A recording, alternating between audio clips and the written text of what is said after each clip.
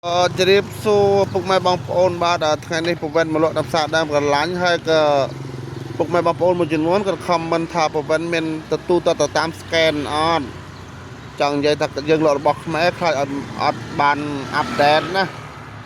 ខ្លាចអត់មានទទួលទៅតាម scan នេះពុកម៉ែបងប្អូនបាទនេះ scan នៅខាងមុខនេះហើយមួយទៀតពុកម៉ែបងប្អូន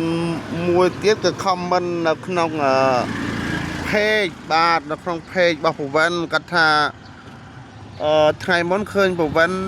បង្ហោះអំពីហាងលក់នាឡិកាតេសអ៊ីនៅក្នុង account Facebook បងវិនសៀមរាប account ខ្ញុំផ្ទាល់ហើយដូច្នេះក៏ប្រវិនមកបកស្រាយនៅក្នុង page ចៃដន្យរីសិនបដ ாய் ទៅពីព្រោះអីហាងលក់នាឡិកាតេសអ៊ីផ្សារលើធំថ្មីបងពុកម៉ែបងប្អូនមកតេសអ៊ីផ្សារលើធំថ្មីបង page account Facebook កើតហើយពុកម៉ែបងប្អូនអាចតេតងទៅដោយសារតែកិនមានដកនាឡិកាវ៉ែនតាគ្រឿងលបែងក្មេងអីផ្សេងបាទខ្ញុំនិយាយក្នុង page តម្ដងហើយមានលក់បាល់បោះបាល់ទើតមានលក់បាឡេបាល់មានលក់ស្នប់មានលក់អុយតេតងនឹងគ្រឿងកីឡាគឺមានទាំងអស់ព្រោះអីបងគាត់ comment ថាហាងតេអ៊ីនឹងមានលក់បាល់មានលក់អីអត់មានលក់បាឡេមានលក់អីអត់បាទគឺមួយសេតពុកម៉ែបងប្អូនបាទរោចំកលែងហើយបាទហើយកុំភ្លេចឲ្យទីតាំងពុកម៉ែបងប្អូនបាទទីតាំងបកិតស្រួលទេនៅតុនមុខសាលើធំថ្មីហើយទីតាំងទី2ហ្នឹងនៅខាងក្នុងផ្សារបត់ឆ្វេងដៃចឹងណាបងប្អូនបាទហើយឃើញហើយបងប្អូនមានបាល់មានគ្រឿងឡានគ្រឿងលបែងក្មេងមានបាឡេមានអីសពប្រូបាល់បោះ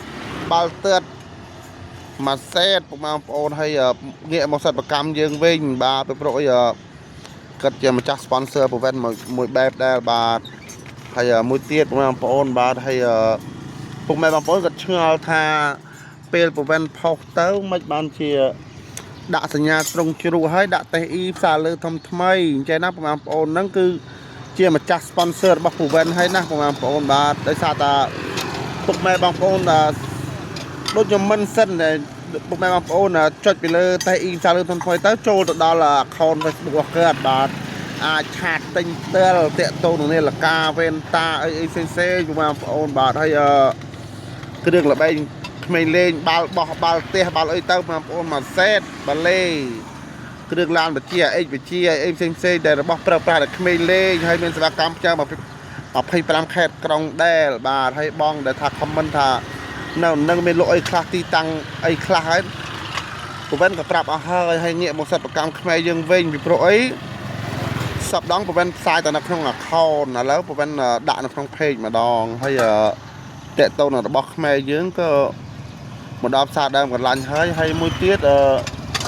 ចង់និយាយថាបងម្នាក់គាត់ comment មួយទៀតគាត់ថាគាត់ថាទូរស័ព្ទថតអត់ច្បាស់ចង់និយាយចេះណាហើយខ្ញុំក៏មិនដឹងធ្វើម៉េចដែរបងប្អូនបាទនេះជាទៅតាមលទ្ធភាពរបស់ប្រវត្តិដែរដោយសារតាadmin ក៏ប្រាប់ដែរតាគាត់ថាទូរស័ព្ទថតអត់សូវច្បាស់ទេប៉ុន្តែយើងថតតាមលទ្ធភាពបាទបើសិនជាពុកម៉ែបងប្អូនជួយទិញជាលពាក់ប្រវត្តិផលដើម្បីបានដូរទូរស័ព្ទទៅជាស៊េរីទំនើបដែរណាបងប្អូនដើម្បីចង់ថតឲ្យបងប្អូនបានឃើញបានយល់បានច្បាស់ផងដោយសារតែវាខ្វះលទ្ធភាពបងប្អូនបាទព្រោះមិនអ្នកណាដែលចង់អត់បងប្អូនបាទចង់តែមានចង់តែបានដូចគេដូចឯងដែរប៉ុន្តែទៅតាមលទ្ធភាពព្រោះយើងថតរលុយបាននឹងទូរស័ព្ទមួយគ្រឿងនឹងដែលហើយជាសកម្មភាពរបស់រាល់ថ្ងៃដែរណាទូរស័ព្ទមួយគ្រឿងនេះបានព្រោះប្រវត្តិទិញតម្លៃតែ$300ទេប៉ុន្តែយើងបានទូរស័ព្ទមួយគ្រឿងនេះដែលបានដែលយើងបានថតរាល់ថ្ងៃបាទហើយថ្ងៃតែមុខទៀតនឹងអាចពុកម៉ែបងប្អូនជួយទិញជាលពាក់កំងនេះកំងនោះមាន sponsor មានអីប្រវត្តិនឹងថតបង្ហាញទូរស័ព្ទចាស់ដែលប្រវត្តិរោពីមុនថាបានអីថតបានអុយធ្វើថាទូរស័ព្ទស៊េរីមិនអីមិន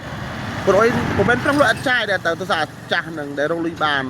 តែនឹកឃើញទុកចាអនុស្សាវរីយ៍ពេលបានស៊េរីមិនទៀតប្រវត្តិនឹងថតប្រាប់ពុកម៉ែបងប្អូនបន្តទៀតឲ្យដឹងថានេះឯងទូរស័ព្ទទិញឆ្នាំនេះឆ្នាំនោះប្រហែលរយតម្លៃប្រហែលរោបានប្រហែលហើយបន្តរហូតដល់ស៊េរីទំនើបទៀតបានន័យតាមនេះយើងវាមាននៅដដែលទេបងប្អូនបានមានចុះមានឡើងបាទវាមិនខុសពីការរស់ស៊ីទេបងប្អូនបាទហើយមួយទៀតពុកម៉ែបងប្អូនដែលចង់បាននាឡិកាចង់បានអីបន្ថែមបន្តិចទៅពីព្រោះអីមិនងាយនឹងប្រវេន នៅក្នុងเพจទេដែលចង់បានចង់ទិញរបស់ប្រើប្រាស់នាឡិកាវ៉ែនតាអីផ្សេងបងប្អូនអាជីវករចង់លក់ដុំដូចជាគ្រឿងក្មេងលេងគ្រឿងឡានក្លែងអីផ្សេងអាចតាក់ទងហាងតេះអ៊ីសាលើទំថ្មីបានណាព្រោះគាត់ជាម្ចាស់ sponsor របស់ Vendel ហើយវីដេអូយើងខ្ញុំក៏ដូចជាវែងហើ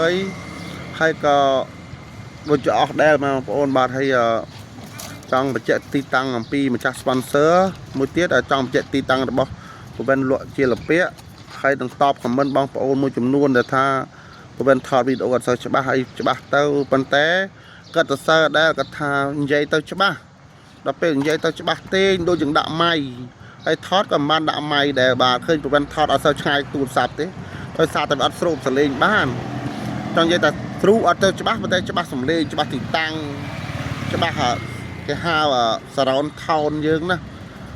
ភាសាអង់គ្លេសហៅ surround sound ច្បាស់ទេទៅដល់ពេលនេះយល់ពីរូបដែលបងប្អូនហើយមួយទៀត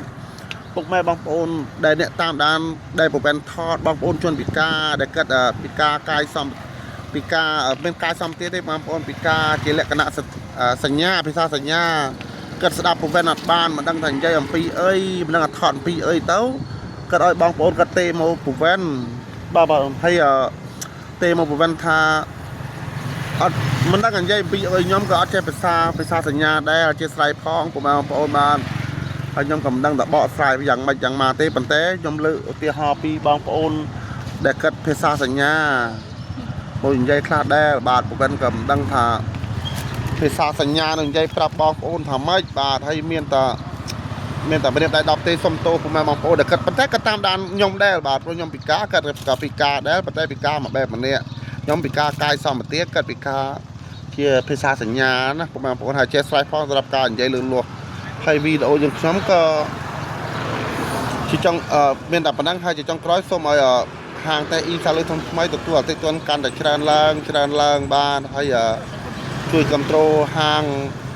លោកពូផងបាទក៏លោកមានលោកនាឡិកាវ៉ែនតាគ្រប់សេរីគ្រប់ដឺក្រេភ្នែកហើយវីដេអូខ្ញុំក៏មានតែប៉ុណ្្នឹងឯងបាទគ្រប់លីអរគុណ